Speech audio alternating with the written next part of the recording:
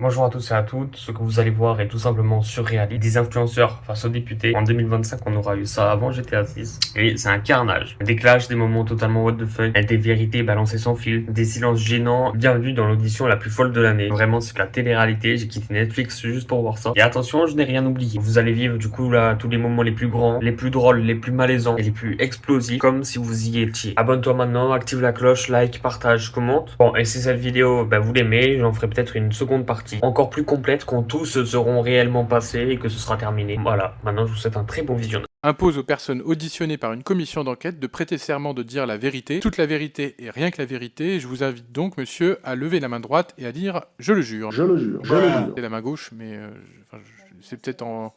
Ah, C'est peut-être inversé. c'est peut-être inversé, c'est ce qu'on soupçonnait ici même. Quoi qu'il en soit, on lit bien dans la bouteille dans le bon sens, donc vous avez levé la main gauche, mais on considérera que c'était la main droite. Même si je gagne de l'argent sur TikTok, j'ai envie d'être 100% honnête aujourd'hui. Et je pense que cette plateforme, de manière générale, et de prime abord lorsque TikTok est sorti, c'est quelque chose d'intéressant. Ah oui, vous pouvez rigoler, je suis très honnête. Ah, mais même si je gagne de l'argent avec cela, je vais être honnête aujourd'hui. J'ai juré malheureusement, je n'ai pas le choix. De prime abord, c'était intéressant. Ça permettait de condenser un peu les informations, regarder une vidéo de 1 minute, 2 minutes, pour ainsi apprendre tout un tas de choses. Mais le gros problème maintenant, c'est que en l'espace de 1 à 2 minutes, il est dur d'avoir toutes les informations. Et cette particularité-là, justement, a créé énormément de problèmes, notamment énormément de désinformation. Je vais résumer toute mon introduction. TikTok est à bannir, bien entendu, selon moi, et je pense que cette plateforme est néfaste pour les jeunes, si elle est mal encadrée, bien entendu.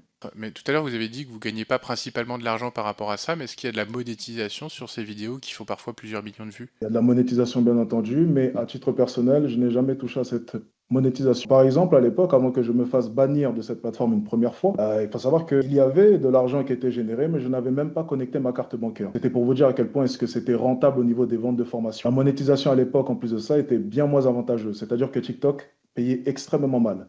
Ce qui n'est plus le cas maintenant, mais auparavant, en tout cas, en 2021, début d'année 2022, c'était une très mauvaise monétisation. Il faut dire une chose, à partir d'un certain nombre, c'est extrêmement dur de pouvoir définir sa communauté. Avec tous les comptes qui sont mis sur TikTok de moi, on doit être à quelque chose comme 3, 4, 5 millions de personnes. Lorsque je marche dans la rue, ça peut être l'homme de 40 ans. Viens me voir, le jeune homme de 18 ans. J'ai eu de la cinquantaine aussi. C'est extrêmement dur pour moi là maintenant de pouvoir cibler vraiment mais une tranche d'âge en particulier. Très honnêtement. À ce niveau-là, le terme communauté, je ne pourrais même pas définir quelle est ma réelle communauté. Et en plus de ça, non, je n'ai pas l'occasion de pouvoir interagir, sauf dans des rares lives TikTok que je peux faire de temps en temps, une fois tous les 2, 3 mois. Et c'est généralement, oui, dans les lives TikTok, par contre, des jeunes. Pas forcément. Il y a des personnes qui postent mon contenu pour toucher la monétisation. C'est D'accord. différent. Et vous le tolérez?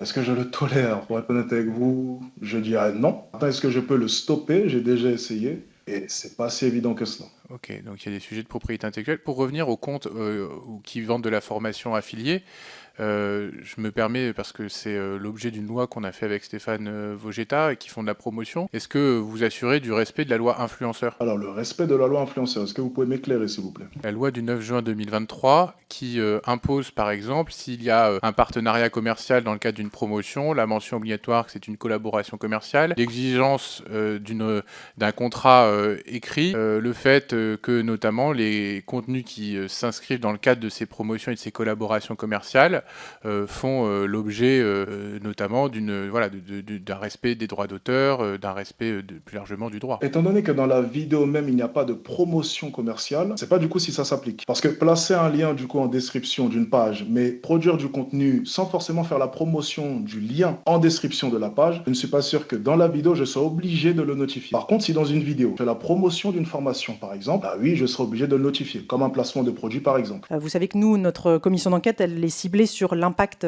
sur la santé mentale des jeunes de TikTok et donc des contenus diffusés sur TikTok. Comment vous réagissez par rapport aux critiques qui existent sur vos contenus?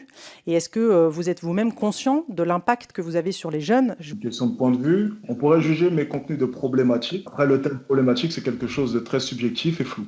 Pour le coup, il ne correspond à aucune infraction, ni à aucune qualification juridique. Ça dépend de la perception de chacun. Je ne trouve pas que mes propos soient problématiques, ça ne veut rien dire.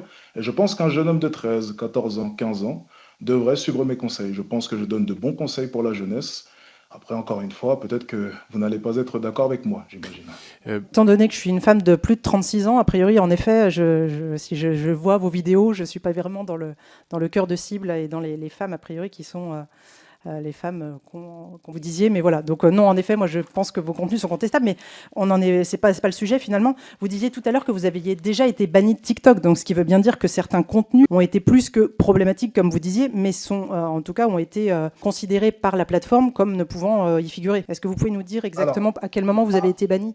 Exact, c'est une petite erreur de votre part, justement.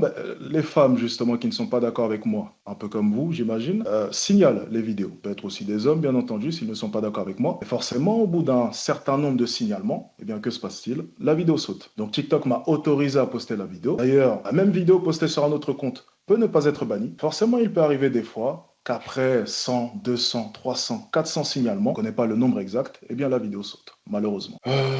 Alors, adoucir le propos, ça pourrait être, par exemple, employer le mot poutrer. Ouais, ça vous fait rire, poutrer. Si on veut dire, par exemple, coucher ou même un terme encore plus vulgaire, on va employer le mot poutrer pour être sûr vraiment que la vidéo ne se fasse pas censurer trop facilement. Ça peut être, voilà, adoucir certains propos comme cela. Ça peut arriver, oui, bien entendu. Surtout en live. Par exemple, quand vous dites vous prenez son téléphone, si elle refuse, c'est une pute, fin de relation. Ou encore la majorité des femmes, énormément de PUTES, peu de filles bien. Ça, c'est des choses que vous avez dites. Déjà, vous remplacez pute par PUTES, c'est pour échapper à la modération. Est-ce que les propos que je viens de citer vous semblent contrevenir aux conditions générales d'utilisation de la plateforme et plus largement à la loi? Je pense que vous avancez un peu. Parce que étant donné que ces propos terminés, s'il vous Oui. plaît. Parce que ces propos ont été prononcés dans un live YouTube, pas un live TikTok.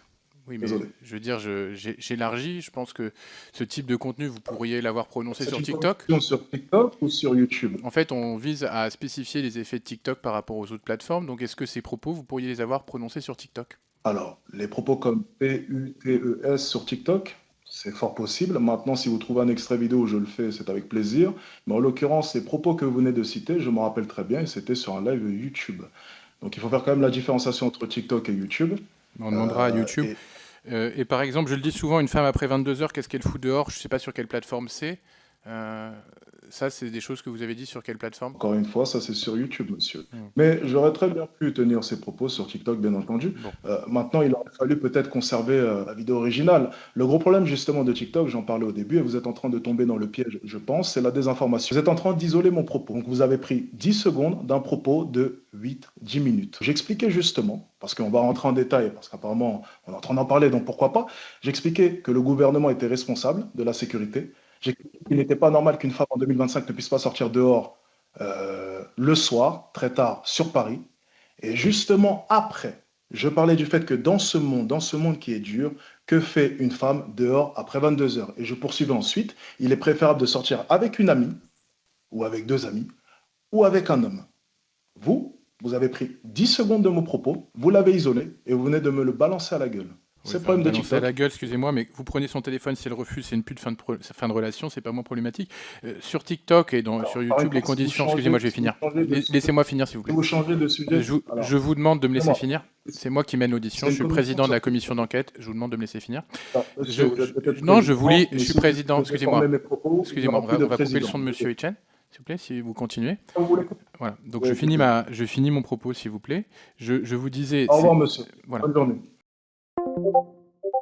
Je finis mon propos. Donc il est 16h24, l'audience est suspendue. Le temps de recontacter Monsieur Etienne pour l'informer qu'on ne peut pas quitter une audition sans qu'on lui ait suggéré. Je tiens tout d'abord à vous remercier sincèrement pour votre invitation à participer à vos travaux et à m'exprimer aujourd'hui sur un sujet important, les effets psychologiques de TikTok sur les mineurs. Avant tout, permettez-moi de me présenter pour dissiper d'éventuels préjugés. J'ai été sportif de haut niveau au basket avant de me faire connaître à 22 ans dans l'émission de télé-réalité Garde à vous sur M6. J'ai ensuite participé pendant près de 10 ans à d'autres programmes de télé-réalité diffusés à la télévision. C'est à cette époque que je me suis inscrit sur les réseaux sociaux. D'abord pour échanger avec les gens qui m'appréciaient dans ces émissions. Avec l'expérience acquise dans la télé-réalité, j'ai ensuite décidé de produire un contenu original et divertissant sur mes propres réseaux. C'est pourquoi je préfère être appelé créateur de contenu plutôt qu'influenceur, terme qui me réduit à une fonction publicitaire et qui nie ma liberté de création artistique. À l'image des boîtes de production dans la télé-réalité, je suis devenu mon propre producteur. Parallèlement, et de manière distincte, je suis depuis 2 ans créateur de contenu pour adultes. Ces vidéos sont commercialisées exclusivement sur des plateformes réservées aux majeurs. Elles ne sont pas présentes sur TikTok. Je travaille avec des actrices professionnelles majeures qui ont elles-mêmes leur compte sur ces plateformes. Après cette brève présentation, je vais à présent tenter de vous apporter un éclairage sur ce que j'imagine être attendu de moi dans le cadre de cette commission. Je n'ai pas reçu de questions préparatoires, contrairement à d'autres personnes auditionnées. Cependant, les interventions médiatiques de Monsieur le Président de Laporte en amont de cette commission m'ont permis de comprendre les raisons de ma convocation. Lors d'une émission, il m'a présenté comme, je cite, un influenceur extrêmement violent, véhicule un imaginaire sexiste. Il a aussi qualifié mon contenu de, je cite, problématique, car il aurait trouvé des vidéos pour adultes sur mon compte X, anciennement Twitter. Je tiens à réfuter avec force ces accusations. Premièrement, le contenu que je diffusais sur TikTok reprenait les codes de la télé-réalité, montrait mon quotidien, mes voyages, mes proches et mon activité professionnelle, tout en respectant les règles de la plateforme, notamment en matière de nudité. Les posts étaient accessibles uniquement aux utilisateurs de plus de 13 ans. Surtout, avant mon bannissement que je considère comme infondé et motivé par des raisons politiques, mes vidéos étaient disponibles sans censure de TikTok. Deuxièmement, si on prend l'exemple de la signalétique jeunesse de l'Arcom, un contenu qui évoque la sexualité adulte est classé comme interdit au moins de 12 ans à la télévision, et est donc à ce titre accessible à partir de 12 ans, comme par exemple le film 50 nuances degrés, dans lequel une femme majeure, consentante, parfois masquée, entretient une relation sadomasochiste avec un homme. L'Arcom précise qu'un contenu érotique est classé interdit au moins de 16 ans, et à ce titre accessible à partir de 16 ans. Dans mes contenus sur TikTok, je parle parfois de sexualité, car c'est ma profession, mais je ne diffuse aucun, je dis bien aucun contenu érotique sur TikTok, accessible uniquement à partir de 13 ans. Troisièmement, contrairement à ce qu'affirmait le président de Laporte, Twitter autorise désormais les contenus pour adultes, mais restreint évidemment leur accès aux majeurs. Et pour les majeurs, les personnes souhaitant accéder à ce contenu sur mon compte Twitter doivent modifier leur réglage en ce sens. Quatrièmement, mon contenu n'est ni sexiste, ni misogyne, ni masculiniste, et je n'ai jamais été violent. Dans le cadre de ma liberté de création artistique, à l'image de ce que peut permettre certaines émissions de télé-réalité, j'évoque ouvertement ma vie d'acteur de contenu pour adultes. Cette personne faisait des vidéos, notamment des lives sexuels, avec des jeunes femmes masquées, dont on ne connaît pas l'âge, où on pouvait avoir un doute sur le fait qu'elles soient même majeures, et dont on ne sait en rien si elles ont consenti à être sur ces vidéos. L'ensemble de ces accusations sont fausses. L'accès à la participation au live TikTok sont interdits aux mineurs. Aucun contenu sexuel n'était diffusé lors de mes lives, il s'agissait simplement de discussions légères avec mes abonnés. Pour accéder ou participer à un live, les utilisateurs doivent faire une demande particulière. Donc toutes les personnes qui passaient sur mon live, qu'elles soient masquées ou non masquées, étaient majeures et consentantes. Concernant l'algorithme TikTok, celui-ci est flou, mais je comprends qu'il faut être percutant et accrocheur dans les premières secondes de la vidéo, à l'image du titre et du chapeau d'un article de presse souhaitant faire du clic. Enfin, je tiens à dire que cette commission me paraît essentielle. Je trouve cette réflexion extrêmement utile avec des spécialistes sur les effets psychologiques de TikTok sur les mineurs. Je ne comprends d'ailleurs pas pourquoi l'exécutif, notamment la ministre déléguée Aurore Bergé, a pris une décision hâtive pour le bannissement de mon compte sans attendre les conclusions de vos travaux parlementaires. Si les conclusions de votre commission montrent que certains contenus ont des effets négatifs sur la santé mentale des mineurs, alors je serai bien évidemment le premier à demander qu'il n'ait pas accès à ce contenu, par exemple en restreignant l'accès de certains réseaux ou certains contenus aux mineurs de 15 ans. Il faudrait mettre en place un contrôle efficace, mais sans faire peser toute la responsabilité sur les créateurs, qui ne sont ni éducateurs, ni parents, mais qui doivent seulement respecter les règles fixées par la plateforme. J'espère avoir été clair et complet dans mes explications. Je répondrai et honnêteté. Merci pour ces propos. Abonnés. Et il y a des gens qui me suivent parce que je fais du contenu pour adultes. Et je répète, mon contenu pour adultes est uniquement sur des plateformes privées, réservées aux majeurs. Alors, c'est bien le propos. Alors, moi, pour que vous sachiez, je suis un citoyen français, je paye mes impôts en France et je suis resté en France. C'est-à-dire que je prends la responsabilité de rester à Paris. Et quand je marche dans la rue et quand je fais mes courses, etc., j'ai souvent, que ce soit des personnes de 50 ans, 30 ans, 15 ans, 16 ans, j'ai beaucoup de personnes qui m'arrêtent pour faire des photos. J'ai jamais de haine, jamais d'insultes. Et en fait, ce qui est compliqué pour moi, c'est de me dire, je ne peux pas choisir ma communauté. Il y a des gens qui me suivent parce qu'ils aiment bien mes lives, il y a des gens qui me suivent parce qu'ils aiment bien ma simplicité, le fait d'assumer ma sexualité, d'assumer le fait que je sois Adrien Laurent. Je suis très fier de savoir, d'avoir fait de la télé-réalité, d'être dans le sport et de créer du contenu pour adultes. Je veux surtout pas, et ça je le répète, je veux surtout pas qu'on me compare. Je crois vous faisiez l'objet d'Alexis Chen juste avant. Je suis totalement, mais sur tous les points, opposé à ce monsieur. Je ne suis ni sexiste, ni misogyne, ni masculiniste. Je répète dans tous mes contenus, alors c'est pas parce qu'on me voit avec plusieurs filles qu'il faut tout de suite se dire, attends, lui, l'acteur porno, c'est un détraqué sexuel. Non, j'arrive à être acteur porno, de bosser avec une équipe très professionnelle, et je n'ai jamais dit qu'une fille qui sort après 22 heures, c'est une fille facile, une fille qui met des jupes courtes, c'est une fille facile. Au contraire, je prône la liberté sexuelle à égalité, à longueur de journée. Il a fait que vous avez peut-être fait évoluer vos contenus et que vous êtes reporté sur d'autres plateformes. Et est-ce que vous pouvez me confirmer que vous ne renvoyez pas la communauté TikTok vers les autres plateformes? Alors, depuis que j'ai commencé la télé, je pense que les gens me connaissent assez. Je parle vraiment pour les gens qui me suivent mon contenu, hein, pas les gens qui ont suivi 2-3 minutes d'un live en 3 ans. J'ai beaucoup de notoriété et je suis apprécié des gens parce que en 10 ans, je suis resté le même. Que ça soit sur TikTok, Snapchat, je reste le mec simple, fun, cool, à poster des contenus sur un ton léger, humoristique. Quand je fais des lives TikTok, donc uniquement pour des majeurs, parce que je le répète, encore une fois, si un petit de 14 ans contourne la règle, je ne peux pas, je suis désolé madame la rapporteure, de savoir. Mais c'est pour ça que je ne veux pas qu'on me surresponsabilise dans cette histoire. Dans un magasin, dans une épicerie, il y a de l'alcool qui est vendu. À 2 mètres, il y a des bonbons. C'est-à-dire qu'un petit de 15 ans n'a pas le droit d'acheter de l'alcool. En revanche, on ne va pas interdire le magasin de vendre de l'alcool. C'est la même chose. Moi, je suis un simple usager de la plateforme qui respecte les règles. En l'occurrence, pour la question de est-ce que je renvoie les gens de TikTok sur d'autres plateformes, TikTok, c'est l'application où j'ai 1,8 million d'abonnés. Donc quand on pose la question, Adé, on peut voir tes films? Adé, t'as un Snap? Adé, t'as un Twitch? Ton YouTube, c'est quoi? Donc de temps en temps, évidemment, pour alimenter mes autres plateformes, je mets des liens où les gens peuvent me retrouver sur Twitch pour me retrouver sur d'autres plateformes. Et ça, c'est l'essence même d'un influenceur, d'essayer d'être sur toutes les plateformes possibles. Mais je répète bien que mon contenu est totalement différent et c'est ça le professionnel que j'arrive à engager. Les contenus sont différents sur chaque plateforme. Et le problème, c'est que quand tu as 1,8 million d'abonnés et que tu as 20 000 personnes en live tous les soirs, évidemment que tu as des gens qui te signalent, évidemment que tu as des gens qui ne vont pas apprécier ton contenu. Et ça, je l'accepte. Je respecte les gens qui ne sont pas adeptes de mon contenu. Je ne suis pas en train de dire que j'ai la meilleure image. Et je n'influence aucun mineur à être acteur X. Je ne vends aucune formation comme votre monsieur juste auparavant.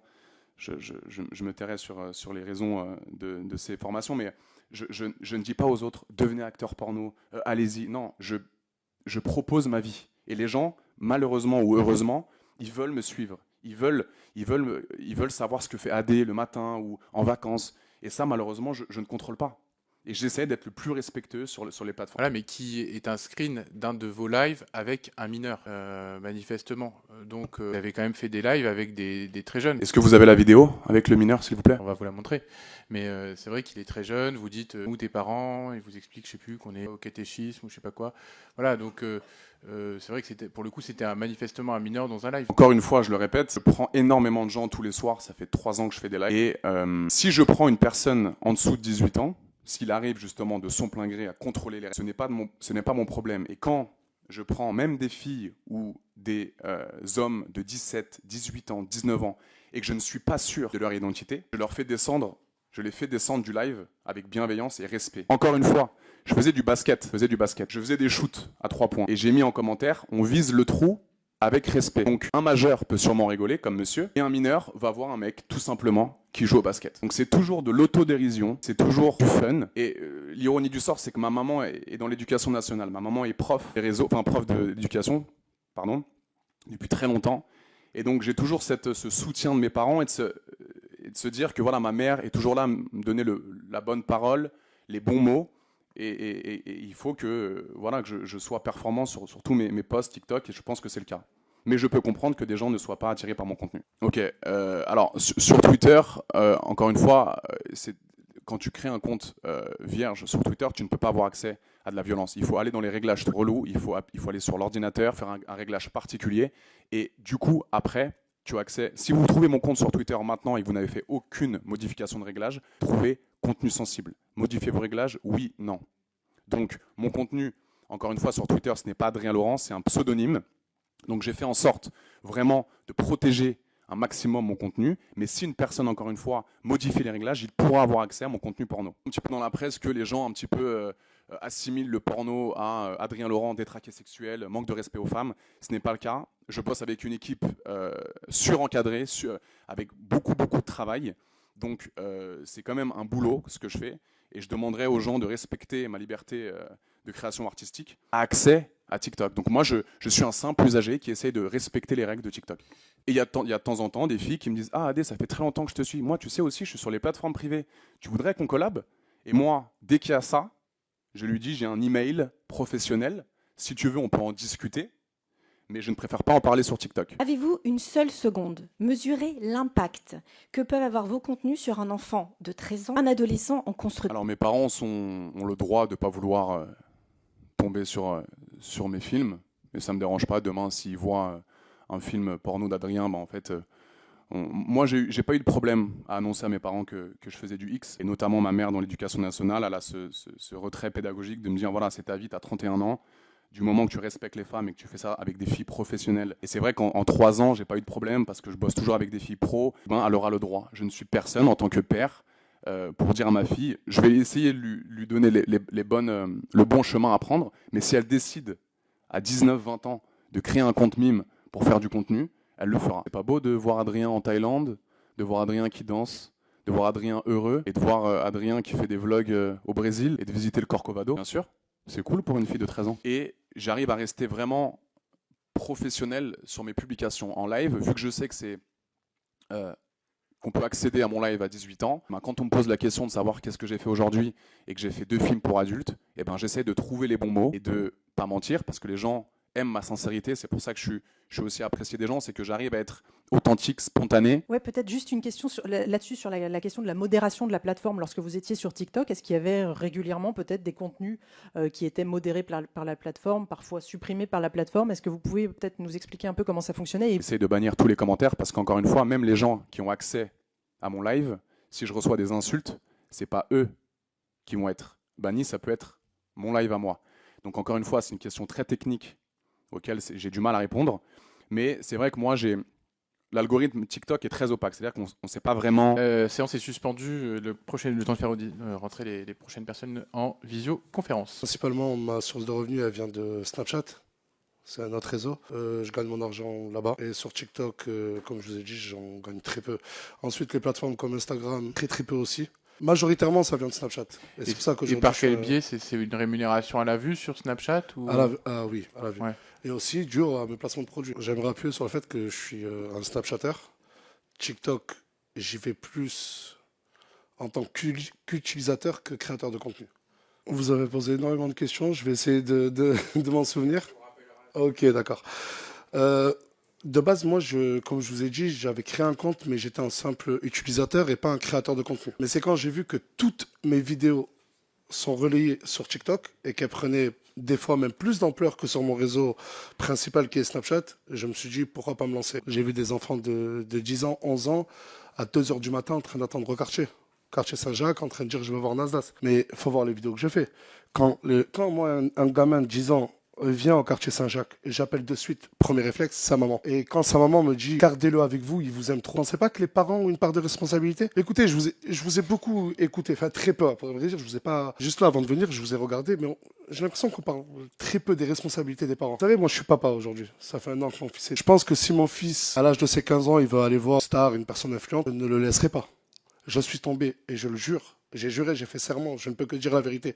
Je suis tombé sur des cas par centaines, où des parents me disent garde-le. Est-ce que vous trouvez ça normal? Et oui, j'ai cette part de responsabilité, je filme. Mais il faut voir ensuite la morale. Il y a toujours une morale dans les vidéos. Je dis, je le redis, et vous pouvez aller vérifier. Arrêtez, ne venez pas. Arrêtez de croire aux rêves Nasdaq. Et parmi les personnes, j'ai pris les personnes, je viens d'un quartier, c'est un des quartiers les plus pauvres de France. Laisser une gamine, je sais pas moi, de 17, 18 ans, à 3h du matin au quartier, sa mère me supplie de l'héberger et demain de lui prendre un train, je le fais. Et j'appelle les parents et je demande si ça peut servir comme exemple. J'ai ce côté généreux-là, avec ou sans réseaux sociaux. Vous savez, moi j'ai commencé, j'étais gardien d'immeuble. Je ne vais pas arrêter de créer du contenu. Écoutez, moi j'ai une responsabilité, je l'assume pleinement.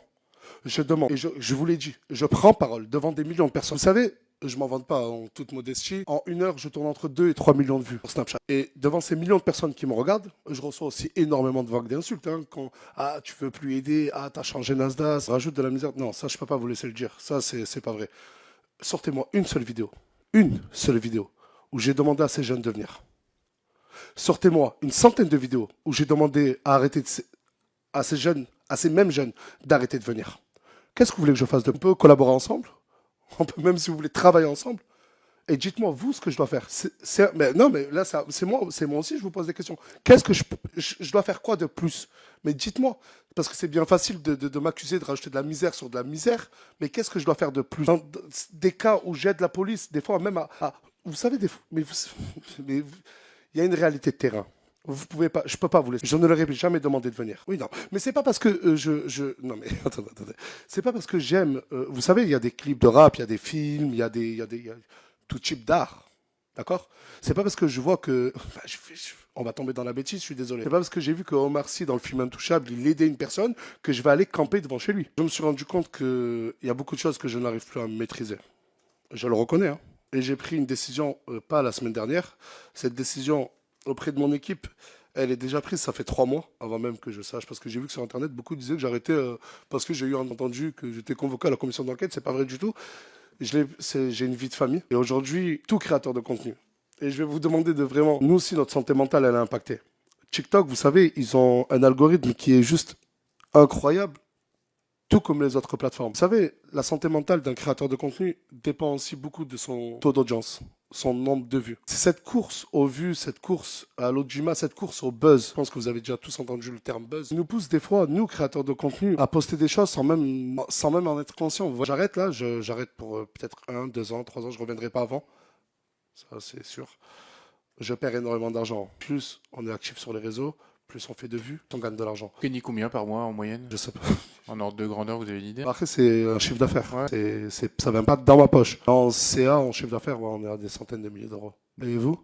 Moi, le salaire net d'un député, après impôt, c'est à peu près 5 000 euros. Ouais. Et j'ai vu à l'extérieur que et j'étais étonné, vous avez des chauffeurs. Alors, c'est des chauffeurs partagés. Il y en a une dizaine pour toute l'Assemblée qui font uniquement. Non, mais de la c'est pas un défaut, c'est pas un Non, défaut, mais c'est pas une accusation. Je vous annonce, comme ça vous saurez. Voilà, Je l'ai vu, j'ai posé la question il et y a on une m'a dit que dizaine c'était de vraiment vos chauffeurs chauffeurs. pour l'Assemblée nationale, mais en fait, pour 577 députés, et ils font de la dépose, mais finalement, voilà, c'est pas nos chauffeurs individuels. Très vite, les créateurs de contenu, on ne sait même plus ce qu'on veut, ce qu'on représente. Et c'est vrai, on tombe dans une tourmente. Et là, je défends aussi ce métier-là de créateur de contenu. Et moi, je dirais qu'il faudrait plus d'encadrement. Pas sévère, pas des punitions, mais ça vous fait sourire, monsieur le député? Ça vous fait sourire. Je vous parle de la santé mentale des créateurs de contenu. Excusez-moi, je vous demande pas de me faire de remarques, vous êtes ici en audition.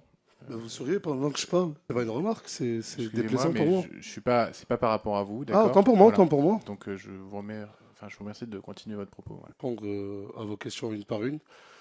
Bien sûr que j'ai conscience de la responsabilité de mon influence envers les jeunes, mais vous dites que je suis très suivi par les jeunes, mais il me faudrait des chiffres. Vous en avez?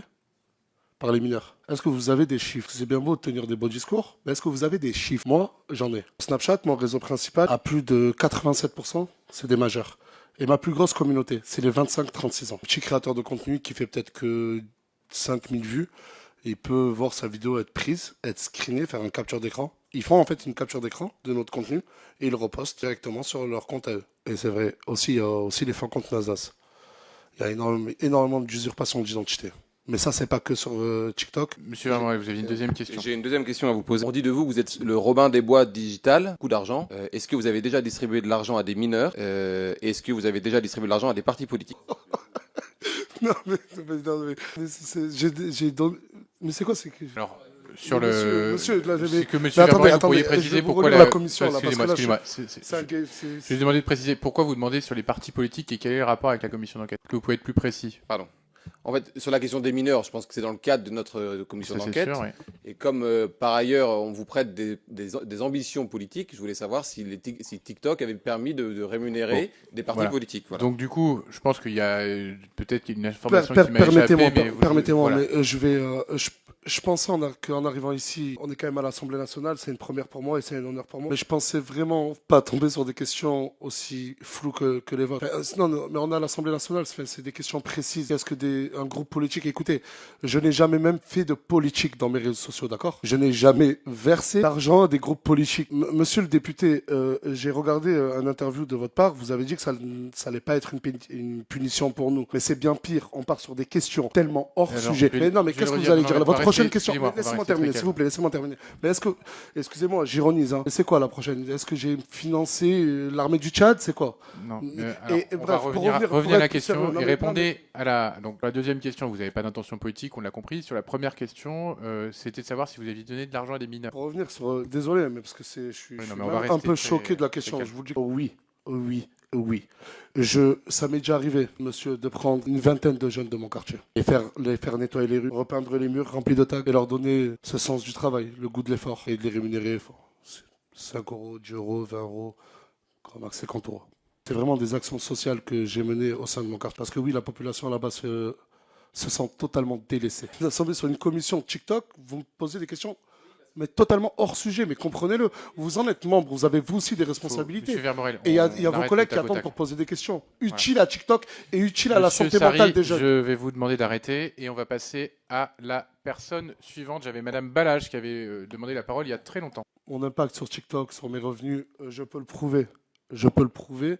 J'ai touché moins de 5 000 euros. Sur TikTok, je peux vous le prouver. En quoi j'ai minimisé? Ouais, mais je vous ai répondu. Il y a des... Vous m'avez demandé si c'était la réalité ou si c'était mise en scène. Je vais vous donner un autre exemple. Quand Djibril il jette son téléphone sur sa compagne, qui est un acte de violence conjugale, est-ce que c'est mis en scène ou est-ce que c'est la réalité? Sur Djibril, il se chahute vraiment. Ah oui, non, mais je vous parle pas de cette scène-là, je vous parle au quotidien, au quotidien. Et je savais que dans cette commission, on allait me ressortir cette scène-là qui a beaucoup tourné sur Twitter. Apparemment, les députés passent beaucoup de temps sur Twitter à regarder les vidéos de certains internautes. Cette scène-là, oui, elle a été surjouée, je vous le dis clairement. Beaucoup sur Internet diront que j'ai dit ça pour défendre Djibril. D'autres diront, ouais, il essaye de cacher la vérité. Non, à l'heure actuelle, Djibril et Inès sont ensemble. Et il est hors de question que sous mon toit, sous ma responsabilité, il se passe quelque chose comme ça, et avec ma conscience, le filmer et le poster. Est-ce que vous vous dites ce contenu il va buzzer? Est-ce que, enfin voilà, parce que c'est quand même, pour le coup, ça a buzzé et ça a fait des millions de vues pour des gens et ça a rapporté de l'argent quand même. Il y a de l'argent derrière tout ça. En tant que bon père de famille, je suis tonton de beaucoup de neveux et beaucoup de nièces. Je n'ai pas envie que mes neveux et nièces, le lendemain, quand ils se réveillent, ils voient la poitrine d'une fille qui était à mes côtés. Ça, c'était sur une plateforme qui s'appelle Twitch, plateforme de live en direct. On était avec nos vidéastes. Personne, je le dis bien, personne, j'ai fait serment de ne pas mentir, s'y attendait. Et c'est pour ça qu'on a directement coupé le live et on a remis un live 5 minutes après et on s'est excusé et on a supprimé toutes les rediffusions possibles dans l'instantané. Et ça, c'était pas volontaire. Mais malheureusement, ce n'était pas voulu de ma part, loin de là. On peut dire que je mets en scène et tout, mais pas de là à m'accuser que la personne qui a montré c'est ça. C'est moi qui lui ai demandé de faire ça, même si personne ne m'en a accusé. Mais malheureusement, je dis bien, malheureusement, on était en TT sur Twitter à mes propres vidéos. Et je peux vous dire que j'ai pas incité les gens à m'harceler moi-même pour une création de contenu. Donc je n'incite personne à la harceler, personne. Qu'on soit très clair là-dessus. Et la santé psychologique des personnes majeures qui sont chez moi, tout comme moi, il y a quelque chose qui s'appelle l'amitié. Je le jure. Je le jure. Déjà, bonjour à tout le monde. Bonjour à tout le monde. On est quand même ravis d'être ici pour pouvoir du coup répondre à vos questions. Si ça peut aider certaines personnes à mieux comprendre comment fonctionne la plateforme TikTok et aussi aider peut-être les jeunes, les restrictions, tout ça. Et puis, j'ai construit une team pendant maintenant pratiquement plus de 2 ans. J'ai construit une team avec qui on s'entend super bien. Moi aussi, je suis un joueur également. J'ai 3 comptes TikTok, j'ai 3 badges. Un badge 38, un badge 34, un badge 36, ce qui équivaut à pas mal d'argent joué parce que c'est un kiff avant tout. Je ne vois pas vraiment ça comme une rémunération parce que j'organise des événements. D'ailleurs, récemment, j'ai fait un événement à Dubaï. J'ai loué un yacht de 45 mètres où il y a eu plus de 30 personnes qui ont été invitées à Dubaï. Des gens qui sont dans ma team, des joueurs et des non-joueurs, des gens qui sont là, qui tapotent, qui partagent. Moi, TikTok, avant tout, c'est un kiff. Mon tournage, et d'ailleurs, lundi prochain, je passe sur W9 pendant 2 mois. Je repars en tournage en septembre, je repars en tournage en juillet. Apparemment, la semaine dernière, j'ai gagné 10 000 divisé par 2. Alors ça, c'était après Division, mais c'était sur le site où j'ai été. Mais après, voilà, j'avais du mal à voir après, exactement. Je ne sais pas si vous avez moyen de savoir ça, mais on est... Après, il y a plusieurs choses qu'il faut comprendre dans les matchs. C'est que déjà, il y a les matchs officiels, il y a les matchs qui sont moins officiels, il y a des matchs qui sont organisés à l'avance, il y en a d'autres qui sont faits un peu à l'improviste. Ce qu'il faut savoir aussi, c'est que mon mari, moi d'un point de vue du coup extérieur, puisque j'ai déjà essayé de faire quelques matchs, mais c'était du coup pour le coup, pour reprendre son terme, beaucoup moins mon kiff, parce que voilà, il faut savoir que mon mari, c'est un showman, dans le sens où on le connaît pour ça à la télévision depuis maintenant 12 ans. C'est le numéro 1 de toutes les téléréalités parce qu'il aime animer. Voilà, donc que ce soit ça. Et comme je vous ai dit, moi, je fais du TikTok. Je ne passe pas mes journées sur TikTok. Après, bon, ben, je suis pas non plus dans les top liveurs. Hein. Je fais des beaux scores, des beaux classements, mais il y a des personnes qui font souvent des scores beaucoup plus élevés, du triple. Je pense que je fais partie de la moyenne de TikTok. Voilà, je suis souvent dans le top 20, dans le top 30, top 20, top 30, top 10. Et c'est pour ça que je suis très reconnaissant envers ma team. Et d'ailleurs, je suis le seul qui organise des événements. Je suis le seul qui les invite à faire des choses autres que se voir sur TikTok. Et c'est quelque chose qui me plaît et c'est quelque chose que je prends plaisir à faire. Et c'est pour ça que je ne fais pas plus que à peu près 2-3 heures par jour. Parce qu'après, pour moi, c'est plus un kiff. Ça dépasse le plaisir. Non, mais merci. La télé, c'est pas que partir faire une émission pendant 2 mois, faire En fait, on montre la réalité. On montre la réalité. Ça s'appelle alors de la télé-réalité. On est des personnes qui font de la télé-réalité et c'est notre choix de vie. Pour moi, si les réseaux sociaux, dès le début, comme certains réseaux de contenu comme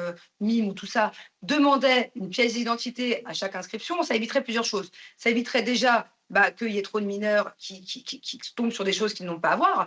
Et en plus de ça, ça éviterait, nous, en tant qu'influenceurs, d'avoir du harcèlement, des haters, c'est des gens qui se cachent derrière de faux comptes. Et pas que pour nous, même pour certains adolescents qui, on le sait, peuvent subir du harcèlement scolaire ou harcèlement de réseaux sociaux et qui, des fois, peuvent en arriver à des choses dramatiques. Donc, pour moi, pourquoi les réseaux sociaux ne demandent pas une pièce d'identité, par exemple, un justificatif, le passeport avec la tête à côté, avant de créer un compte, par exemple. Je ne sais pas, après, ce n'est pas de mon domaine, mais ce que je veux dire, c'est que je suis d'accord avec vous sur le fait que les enfants de moins de 13 ans, et si ça ne tenait qu'à moi, ce serait encore plus tard.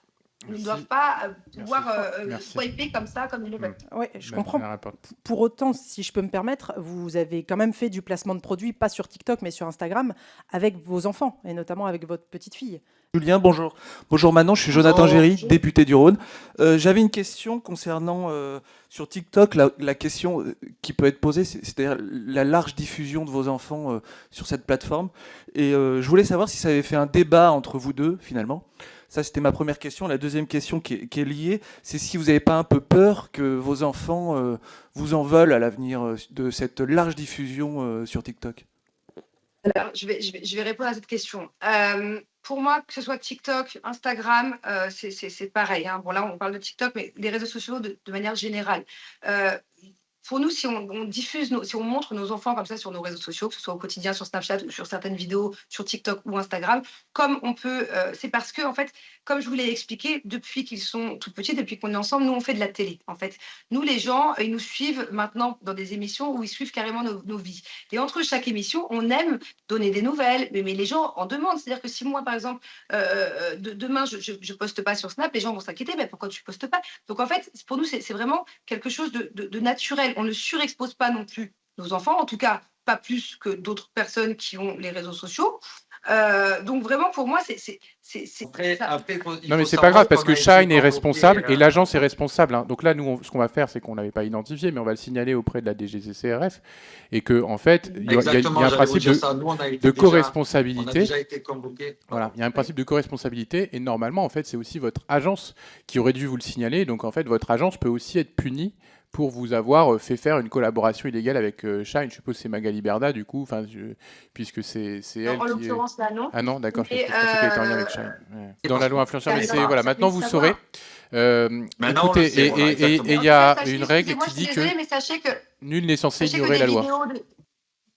Oui, c'est ça. C'est la règle. En fait, c'est à nous de savoir la loi, mais c'est à nous de nous intéresser. Mais on ne savait pas que ça pouvait. Voilà. Bon. Mais en tout cas, sachez que là, vous pouvez du coup le dire à la DGCCRF. Jusqu'à présent, on ne le savait pas. Mais en tout cas, on avait déjà fait une vidéo Shine en famille. Et lorsque Julien a eu son amende, par exemple, ça n'a pas été mentionné dans les choses qu'on avait mal faites. Donc, si on l'avait su, forcément, on aurait arrêté. D'ailleurs, toutes les choses qu'on avait mal faites, on s'est adapté parce qu'on respecte les lois. Mais en tout cas, on n'était pas au courant. Et encore une fois, cette vidéo-là, on n'a pas gagné de l'argent grâce aux enfants, parce que si les enfants n'avaient pas apparu, j'aurais quand même été payée. Ben voilà, mais en l'occurrence, voilà. Bon bref, on va pas avoir un débat. Je vous ai dit, on n'est pas là pour faire la justice. Mais on est là pour réfléchir au meilleur encadrement. Et là, en l'occurrence, il y a une loi qui existe sur l'encadrement d'exposition des enfants, mais peut-être qu'il faudra la renforcer et mieux la faire connaître. Merci d'avoir pris le temps d'échanger avec nous. On a encore pris un peu de retard, mais on va passer dans quelques instants à l'audition suivante. Le temps de faire rentrer l'influenceur Nasdaq dans cette salle. La séance est suspendue. Merci à vous. Merci. Bonne soirée. Bye. Au revoir.